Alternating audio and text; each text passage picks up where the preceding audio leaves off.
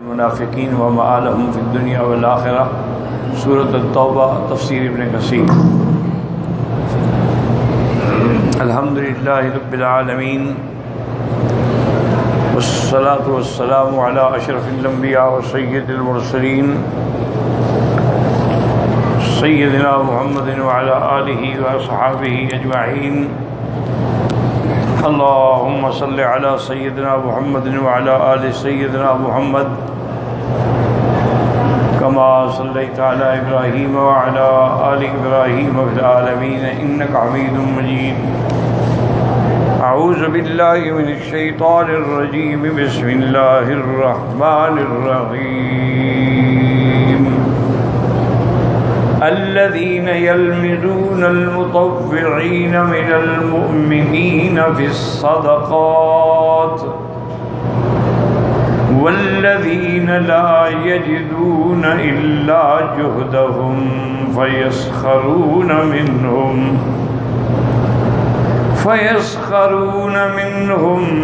سخر الله منهم ولهم عذاب أليم۔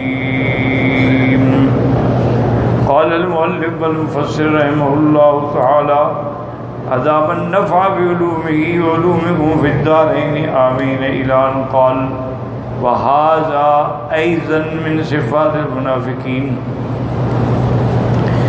ألا يسلم أحد من عيبهم ولمزهم في جميع الأحوال، حتى ولا المتصدقون يسلمون منهم إن جاء أحد منهم بمال جزيل فقالوا هذا مراء، وإن جاء بشيء يسير قالوا إن الله لغني عن صدقة هذا۔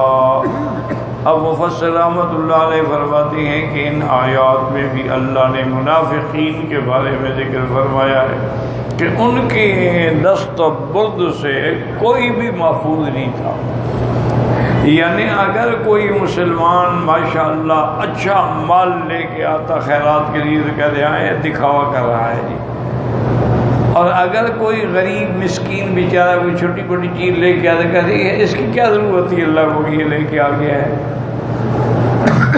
معنی یہ ہے کہ ان کے ہاتھ سے، ان کی زبان سے، ان کے طنز سے کوئی بھی محفوظ نہیں تھا۔ یعنی وہ آنکھوں سے بھی، ہاتھوں سے بھی، زبان سے بھی مسلمانوں کا ٹھٹھا اڑاتے تھے کہ اگر کسی نے زیادہ مال دیا تو کہا یہ ریا ہے، اور اگر کسی نے تھوڑا دیا کہ جی اس چھوٹی چیز کی اللہ کو ضرورت کیا تھی کہ خواہ یہ بھی دکھانے کے لیے آ گیا ہے۔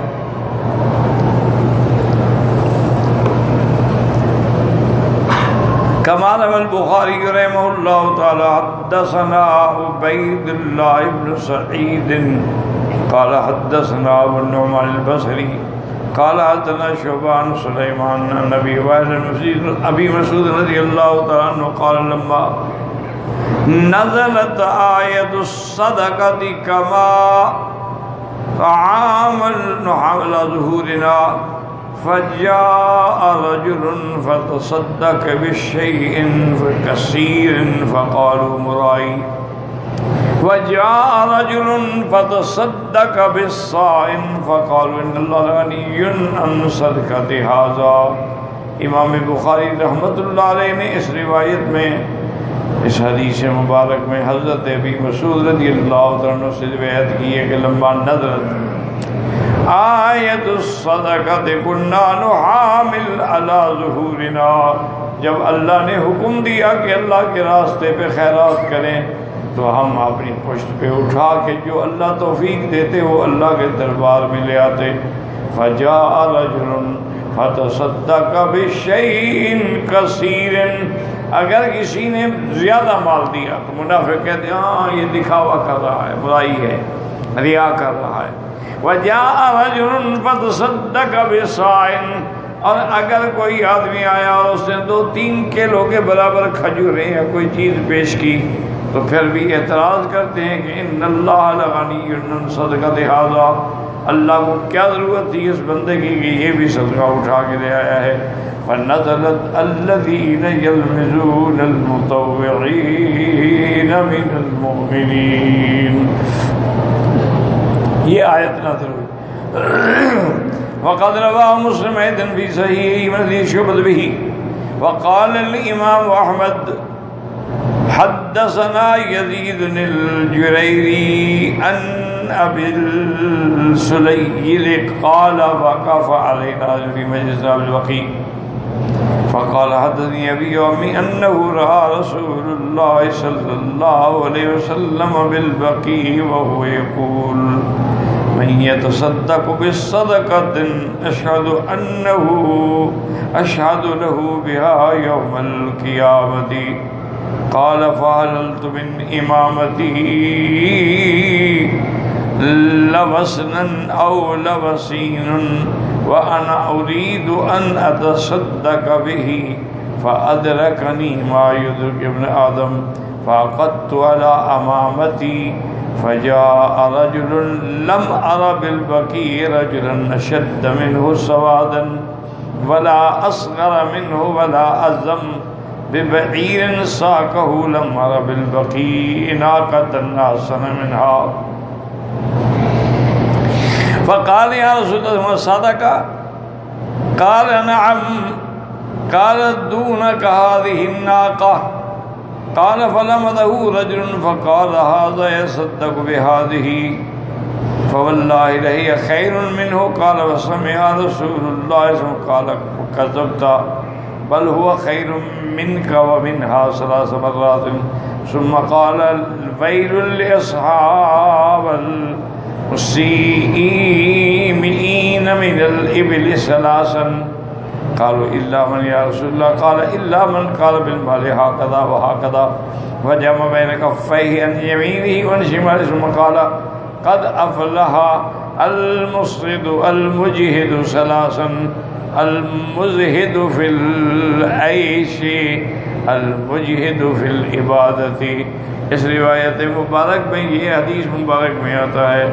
فرماتے ہیں حضرت امام احمد انہوں نے یہ روایت کی ہے. فرماتے ہیں وقف علینا ابی سلیل کہتے ہیں ایک آدمی آیا بقیع کے اندر ہم تھے. فقال حدثني ابی او امی نے کہا مجھے والد نے یہ چاچے نے یہ روایت کی ہے کہ انہ رأى رسول اللہ صلی اللہ علیہ وسلم وهو یقول اس نے خود دیکھا تھا اور حضور کی بات سنی تھی. اب تو آپ نے فرمایا من يتصدق بصدقة اشهد له بها يوم القيامة. آپ نے فرمایا کون ہے جو اللہ کے راستے میں صدقہ دے میں قیامت میں اس کے لیے گواہی دوں گا اس کے لیے شاہد بنوں گا. گواہی دینے کا معنی یہ ہے کہ سفارش کروں گا. قال فجعل فحلقت قال فحللت من امامتی میں نے اپنی پگڑی کا ایک چیز کھولی لسنن او لسن تھوڑی سی کوئی چیز تھی. میں نے کہا دیکھو میں دوں وانا اريد اصدقهما کہ میں ان چیزوں کا صدقہ کر دوں. کہتے ہیں کہ اس کے بعد میں نے دیکھا فادرکنی ما یدرک پھر میرے دل میں خیال آیا کیا میں کیوں یہ چھوٹی موٹی چیز فاقدت علی پھر میں نے پگڑی باندھ لی اور اسی میں چھپا رہ گیا. فجاء رجل لم ارى بالبقيع رجلا اس کے بعد ایک آدمی آیا میں آج تک ایسا آدمی میں نہیں دیکھا. سیاہ رنگ تھا بالکل اور کوئی شان والا بالکل حقیر سا آدمی. ایک اونٹ لے کے آیا. لم ارى بالبقيع ناقة أحسن منها ہم نے آج تک ایسی خوبصورت اونٹنی نہیں دیکھی تھی. فقال یا رسول اللہ صدقۃ قال نعم. انہوں نے کہا حضور یہ سر آپ میں اچھا. قال دونک هذه یہ اونٹنی قیمتی ہے یہ نہ صدقہ کرو کوئی اور. بل هو خیر من دونک هذه الناقة کہ بھئی یہ نہ کرو. قال فلا بدر رجل قال هذه فالله لهي خير منه. ایک منافق کھڑا تھا تو اس نے کوہنی ماری اور کہا کہ یہ جو صدقہ کر رہا ہے اس سے تو یہ اونٹ ہی اچھا ہے اس سے تو یہ جانور ہی اچھا ہے. یہ کیا ہے کیسا آدمی ہے. حضور نے سن لیا اور فرمایا اور فرمایا کذبتا، جھوٹ بولتے ہو، بل هو خیر منک ومنها، تم سے بھی بہتر ہے اس سے بھی بہتر ہے، 3 دفعہ حضور فرمایا. ثم قال ویل لاصحاب المئین من الابل، ہلاکت ہے ان کے لیے جن کے پاس سینکڑوں اونٹ ہیں لیکن پھر بھی اللہ کے راستے میں صدقہ نہیں کرتے. الا قالوا الا من یا رسول اللہ قال الا من قال بالمال هكذا وهكذا. ہاں اللہ جس کو مال دے وہ ادھر بھی لٹائے ادھر بھی لٹائے، وہاں وہ جو ہے اللہ تعالیٰ اس کو. ثم قال قد افلح المزہد المجہد، مزہد معنی یعنی اپنے نان نفقے میں تو بالکل فقیر ہے، عبادت کے اندر بڑی محنت کرنے والا ہے، مجتہد ہے، مجہد ہے. وقال علی بن ابی طالب واصل فی هذه الآیۃ قال جاء عبد الرحمن بن عوف 40 اوقیۃ من ذهب الى رسول اللہ صلی اللہ علیہ وسلم وجاء رجل من الانصار بصاع من طعام فقال بعض المنافقین والله ما جاء هذا ما جاء عبد الرحمن ما جاء به الا رياء وقالوا ان الله رسوله لغنیان عن هذا الصاع. حضرت عبد الرحمن بن عوف 40 اوقیہ سونا لے کے حضور کی خدمت میں آئے اور آگے، اور ایک آدمی بالکل 1 سا یعنی تقریباً 3 کلو کے قریب کھجوریں لے کے آیا جس کو اللہ نے توفیق دی. تو منافقین کہنے لگے ہاں عبد الرحمن اب تو ریا کر رہا ہے کہ میں نے اتنا خیرات کی ہے، اور اس بندے کی 3 کلو کی اللہ کو کیا ضرورت تھی. مقصد یہ ہے کہ اصل بات یہ ہوتی ہے نا، ہمیشہ یاد رکھو کہ منافق جو ہوتا ہے وہ کبھی راضی نہیں ہوتا کسی حال میں، کیوں؟ اس کا مقصد ہوتا ہے اعتراض کرنا. اب اگر اس نے سکون سے نماز پڑھی کہ دیکھو جی دکھا رہا ہے، اگر اس نے جلدی جلدی کر دی بھی چلو تو اچھا دیکھیں یہ نماز پڑھ رہا ہے کہ ٹوکرے مار رہا ہے. مقصد ہے کہ اس نے ہر حال میں اعتراض کرنا ہی کرنا ہے. حالانکہ اصول یہ ہوتا ہے کہ کبھی کبھی وہ تھوڑی سی چیز جو ہے نا وہ اللہ کو اتنی محبوب ہوتی ہے کہ اس کا مقابلہ کروڑوں روپے بھی نہیں کر سکتے. اصل بات تو اخلاص ہے نا دل کا، کہ کس نے اللہ کی راہ میں خالص اللہ کی رضا کے لیے، پھر جو اس کے پاس تھا اسے دے دیا، اس کی طاقت ہی اتنی تھی تو وہ کیا کرے کیا. تو اس لیے جیسے کہ حضور کی حدیث مبارک ہے کہ لا تسبوا وصحابی، میرے صحابہ کی شان میں کبھی گستاخی نہ کیا کرو. واللہ لو ان احدکم انفق مثل احد ذهبا ما بلغ مد احدهم ولا نصیفه او كما قال رسول اللہ صلی اللہ. فرمایا کہ اگر تم سونی کا احد پہاڑ کے برابر سونا خیرات کرو اور میرا صحابی ایک مٹھی کے بل جو خیرات کرے اس کے درجے کو تم نہیں پہنچ سکتے. اصل بات یہ ہے کیونکہ صحابہ نے اس دور میں جس اخلاص کے ساتھ اور جس خلوص کے ساتھ اللہ کے راستے میں دیا ہے وہ مقام کون پیدا کر سکتا.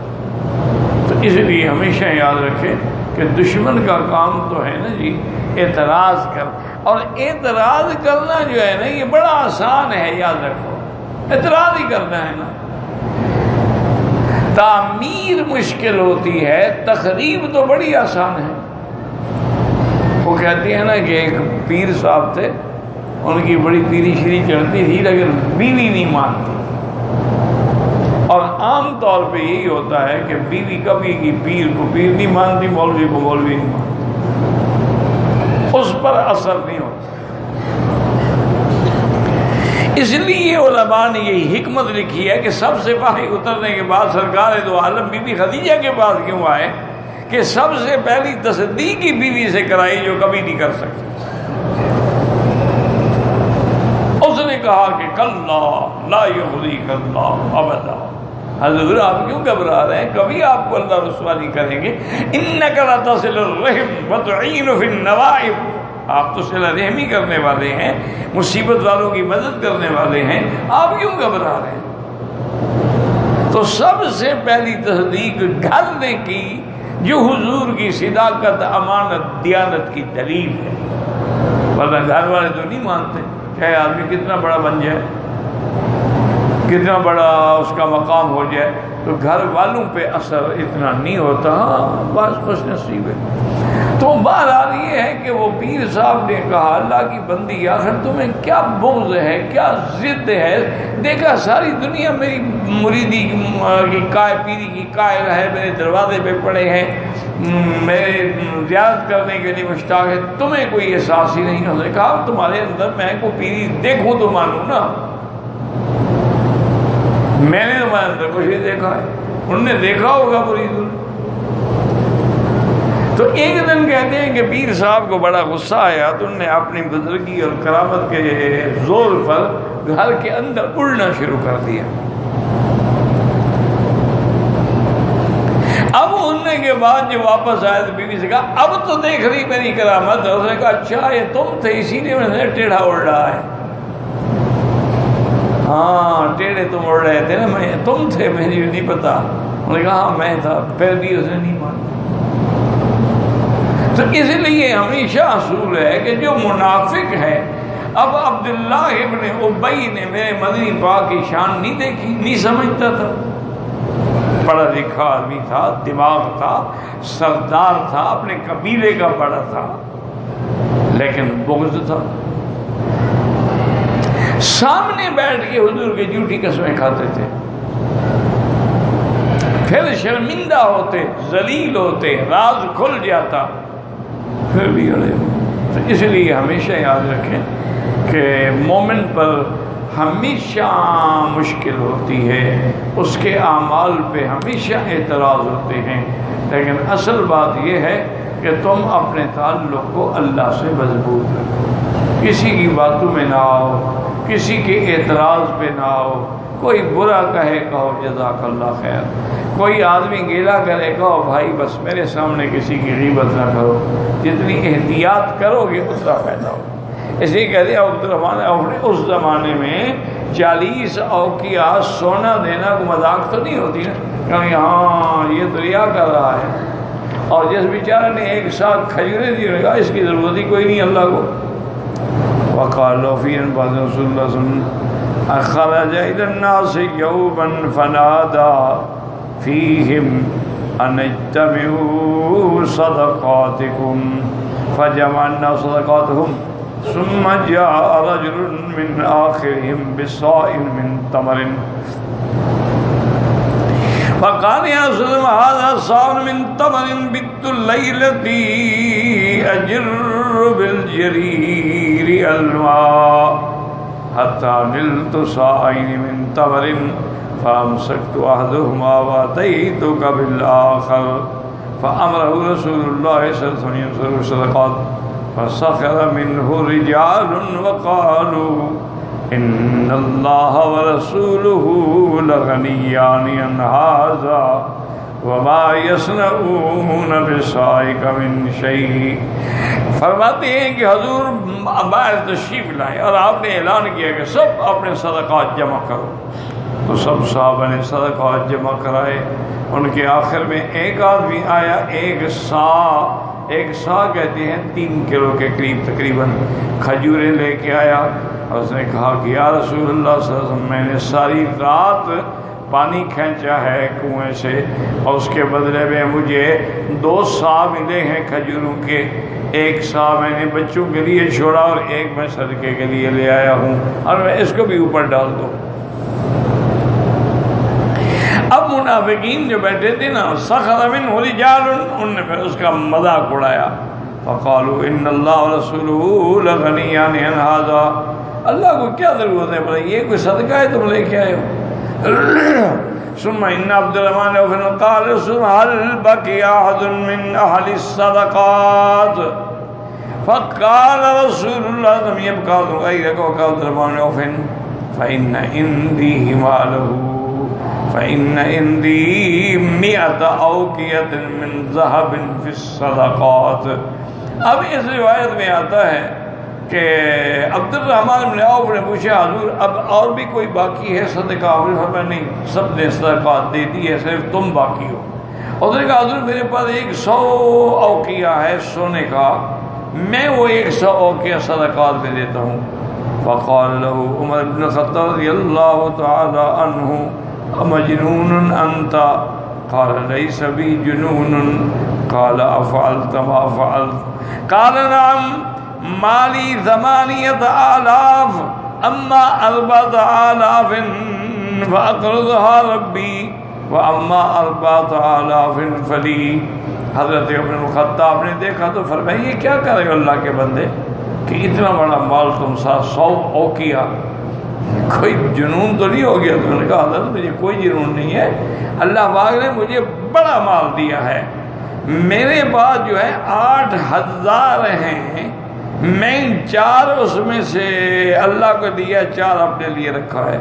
فقال رسول بارک اللہ لک فیما امسکت وفیما آتیت۔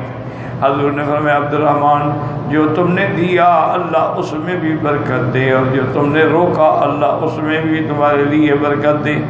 وَلَّمَدَهُ الْمُنَافِقُونَ وَقَالُوا وَاللَّهِ مَا آتَى عبد الرحمن عطیۃ الا ریاء وهم کاذبون انما کان به متوعا۔ اب منافقوں کو موقع ملا، کہنے لگے عبد الرحمن بن عوف نے جو عطیہ دیا ہے ریا کیا ہے، حالانکہ وہ جھوٹ بول رہے تھے۔ عبد الرحمن بن عوف مخلص تھے، خالص اللہ کے لیے دیا۔ فانزل اللہ عز وجل وعزر صاحب المسکین الذي جاء بالصائم من التمر۔ اللہ پاک نے یہ آیات نازل فرما کے منافقوں کو ہمیشہ کے لیے ذلیل کر دیا۔ الذین یلمزون المطوعین المنصرفۃ آیا وقضى عن مجاہد وغیر واحد۔ وقال ابن عباس کان من المطوعین من المؤمنین صدقات۔ عبد الرحمن کو صدق ب40,000 درہم۔ وعاصم بن عدی اخو بن الاجلان وذلك صدقه وحز عليها وقام عبد الرحمن بن عوف ب40,000 وقام عاصم بن عدي صدق ب100 وسق من تمر فلمزوهما وقالوا هذا الا رياء۔ اب اس روایت میں آتا ہے کہ حضور پاک نے جب صدقات کے لیے فرمایا، حضرت عبد الرحمن بن عوف نے 4000 درہم خیرات کی۔ عاصم ابن عدی یہ بنی اجلان سے تھے، انہوں نے بھی کہا کہ حضور نے جب صدقے کے لیے آپ نے ترغیب دی، عبد الرحمن عوف نے 4000، عاصم عدی سب 100 وسق من تمر، ایک وسق 60 سا کا ہوتا ہے، تو اس نے 100 وسق تمر دیا۔ فلمزوهما، منافقوں نے طنز کیا، وقالوا ما هذا الا رياء وكان الذي تصدق بجهله ابو وكيل اخو بني انيف الاراشي حليف بني عمرو بن عوف اتى بصاع من تمر فافرغه في الصدقه فتضاحكوا به وقالوا ان الله لغني عن صاع ابي وكيل۔ وہ آیا، وہ بیچارہ اتنا ہی کھجوریں لے آیا اور صدقہ کا مال جہاں جمع ہو رہا تھا وہیں ساری ڈال دی۔ اب یہ نام ہنسنے لگے، دیکھو اس کی کیا ضرورت تھی اللہ کو، یہ 3 کلو کھجور لے کے آ گیا، اس کا کیا فائدہ ہوگا۔ وقال الحافظ ابو بکر البزار حدثنا طارق بن عباد قال حدثنا ابو عوانة عن عمرو بن ابي سلمة عن نبي رضي الله تعالى عنه قال رسول الله قال رسول الله صلى الله عليه وسلم تصدقوا فاني اريد ان ابعث بعثا۔ حضور نے فرمایا صحابہ کو کہ صدقہ کرو، خیرات کرو، مال جمع کرو، میرا ارادہ ہے کہ میں لشکر بھیجوں۔ قال فجاء عبد الرحمن بن عوف قال يا رسول الله عندي 2000 اقرضهما ب2000 ريال۔ انہوں نے کہا میرے پاس 4000 ہیں یا رسول اللہ، میں 2000 اللہ کے لیے دیتا ہوں اور 2000 اپنے گھر والوں کے لیے۔ وقال بارک اللہ لک فیما اعطیت وبارک لک فیما امسکت۔ وبعد رجل من الانصار فذهب صاعين من تمر، اس کو صرف 2 سا ملے۔ فقال یا رسول اللہ سبت صاعین من تمر صاعا اقرضه لربی وصاعا لعیالی، ایک صاع میں خیرات کر رہا ہوں اور ایک صاع جو ہے میں نے اپنے بچوں کے لیے رکھا ہے۔ قال فلمزه المنافقون فقالوا ما الذي آتا ابن عوف الا رياء، اب منافق کہنے لگے کہ اس نے تو ریا کیا ہے۔ وقالوا لم يكن الا رسوله ان ينصح هذا، اور اللہ کو اس کی کیا ضرورت ہے کہ آدمی 2 کلو کھجور لے کے آ جائے۔ فانزل اللہ عز وجل الذين يلمزون المطوعين من المؤمنين بالصدقات والذين اذا جهدوا منهم، ثم رواه عن ابي كامل النبي ابانت عن عمرو بن ابي سلمة عن النبي مرسلا قال ولم يسند عن الله تعالى وقال ما ابو جعفر ريحتنا الوكيل قال حدثنا زيد بن الحباب بن موسى بن عبيد قال لي خالد بن سالم ابن ابي اكين نبي قال زيد آخر الحرير قال بت آخر الجرير اجر الجرير على ظهري، میں پشت پہ اٹھا کے کھینچتا رہا۔ قال فاز قال على صاعين، صرف 2 صاع تمر پر۔ فانقلبت بآدم إلى أهلي يشتغلون يتلفظون به وجئت بالآخر اتقرب الى رسول، میں نے ایک گھر والوں کے دے دیا 1 صاع اور 1 خیرات کر دیا۔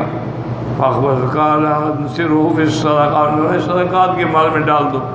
قال وساخر القوم وقالوا لقد كان الله غنيا عن صدقات هذا المسكين، اللہ کو کیا ضرورت ہے اس کی 3 کلو کھجور کی۔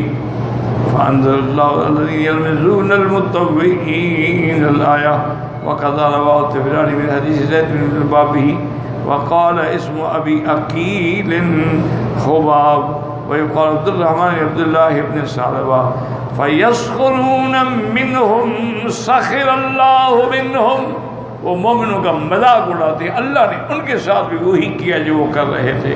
یہ باب المقابلہ ہے۔ على سوء سنيهم واستهزائهم بالمؤمنين لأن الجزاء من جنس العمل فعاملهم معاملة من سخر منهم انتصارا للمؤمنين في الدنيا وعد للمنافقين بالآخرة عذابا علیما لأن الجزاء من جنس العمل۔ اللہ تبارک و تعالی نے بھی ان کے ساتھ وہی معاملہ کیا جو انہوں نے مسلمانوں کے ساتھ کیا تھا۔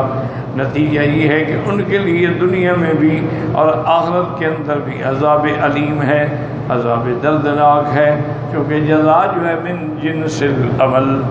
اب اس ایک مسئلہ اچھی طرح سمجھ لیں، مثلاً جیسے یہاں قرآن میں ہے فَيَسْخَرُونَ سَخِرَ اللَّهُ مِنْهُمْ،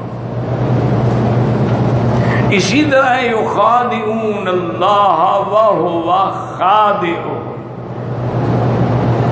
اسی طرح يَمْكُرُونَ وَيَمْكُرُ اللَّهُ وَاللَّهُ خَيْرُ الْمَاكِرِينَ۔ اسی طرح نوح علیہ السلام جب کشتی بنا رہے تھے تو قوم آ کے مذاق اڑاتی کہ جی کشتی تو پانی میں دریاؤں میں چلتی ہے، یہ عجیب آدمی ہے کہ خشکی پہ کشتی بنا رہا ہے۔ فَيَسْخَرُونَ، تو آپ اِن تَسْخَرُوا مِنَّا فَإِنَّا نَسْخَرُ مِنْكُمْ، تم اگر آج ہماری مذاق اڑا رہے ہیں ہم بھی تمہاری مذاق اڑائیں گے۔ اب سوال یہ ہے کہ اللہ جیسے مثلا نسوا اللہ فَأَنْسَاهُمْ أَنفُسَهُمْ، حالانکہ اللہ نسیان سے بھی پاک ہیں، اللہ مکر سے بھی پاک ہیں، اللہ خدا سے بھی پاک ہیں، اللہ سخریہ سے بھی پاک ہیں۔ تو یہ الفاظ قرآن میں جو آئے ہیں اس کو کہتے ہیں علی سبیل المقابلہ، کہ تقابل کے طور، جیسے جزاء سیئۃ سیئۃ مثلہا، کہ برائی کی جزا بھی برائی ملے گی نا، حالانکہ برائی کی جزا جو ملے گی وہ تو بہتر ہے۔ ایک قاتل کو جو قتل کی سزا ملے تو قتل کرنا برا ہے نا، وہ سزا ملنا تو بہتر ہے۔ اس کو کہتے ہیں علی سبیل المقابلہ۔ اور قاعدہ بھی یہ ہوتا ہے کہ اگر ایک مکر کو ختم کیا جائے تمہارا یہ صفت شان ہے، یہ صفت نقصان نہیں ہے۔ ورنہ اللہ ہر اس صفت سے پاک ہے جو ان کی شان کو زیبا نہ ہو۔ واللہ اعلم۔